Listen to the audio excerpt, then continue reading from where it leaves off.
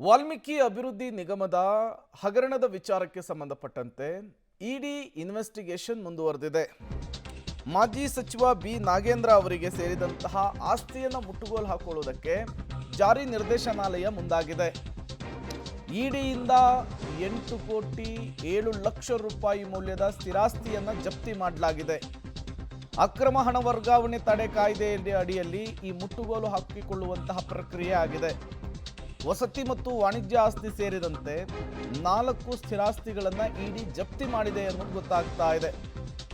ಅಪರಾಧದ ಆದಾಯ ಅಂಥೇಳಿ ಇದನ್ನ ಇಡಿ ಕರೆದಿದೆ. ಅಪರಾಧದ ಉಳಿದ ಆದಾಯವನ್ನ ಪತ್ತೆ ಹಚ್ಚೋದಕ್ಕೆ ಸಾಧ್ಯವಾಗಿರಲಿಲ್ಲ. ಅವುಗಳಿಗೆ ನಾಗೇಂದ್ರ ಈಗಾಗಲೇ ಬೇರೆ ವ್ಯವಸ್ಥೆಯನ್ನ ಮಾಡಿರಬಹುದು ಅಥವಾ ಮರೆ ಮಾಡಿರಬಹುದು ಅಂತ ಕೂಡ ಇಡಿ ತಿಳಿಸಿರುವಂಥದ್ದು. ಈ ಮೂಲಕ ವಾಲ್ಮೀಕಿ ಅಭಿವೃದ್ಧಿ ನಿಗಮದ ಹಗರಣದ ಪ್ರಕರಣಕ್ಕೆ ಸಂಬಂಧಪಟ್ಟಂತೆ ಇಡಿ ತನಿಖೆ ನಾಗೇಂದ್ರ ಅವರಿಗೆ, ಕಾಂಗ್ರೆಸ್ನ ಶಾಸಕ ಮತ್ತು ಮಾಜಿ ಸಚಿವರಾಗಿರುವಂತಹ ನಾಗೇಂದ್ರ ಅವರಿಗೆ ಹೊಸ ಸಂಕಷ್ಟವನ್ನು ತಂದಿಟ್ಟಿದೆ.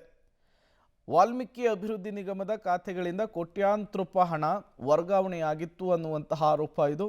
ಹಣವನ್ನು ನಕಲಿ ಖಾತೆಗಳಿಗೆ ವರ್ಗಾವಣೆಯನ್ನು ಮಾಡಲಾಗಿತ್ತು, ಅದು ಕೂಡ ನಾಗೇಂದ್ರ ಸೂಚನೆಯಂತೆ ಅನ್ನುವಂತಹ ವಿಚಾರ.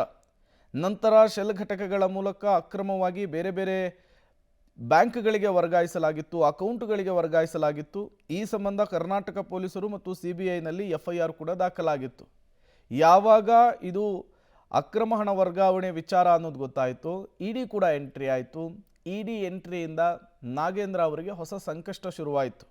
ಇದೇ ವಿಚಾರದಲ್ಲಿ ಈಗ ಇಡಿ 8 ಕೋಟಿ ರೂಪಾಯಿ ಮೌಲ್ಯದ ಸ್ಥಿರಾಸ್ತಿಯನ್ನು ಜಪ್ತಿ ಮಾಡಿದೆ ಅನ್ನೋದು ಗೊತ್ತಾಗ್ತಾ ಇದೆ.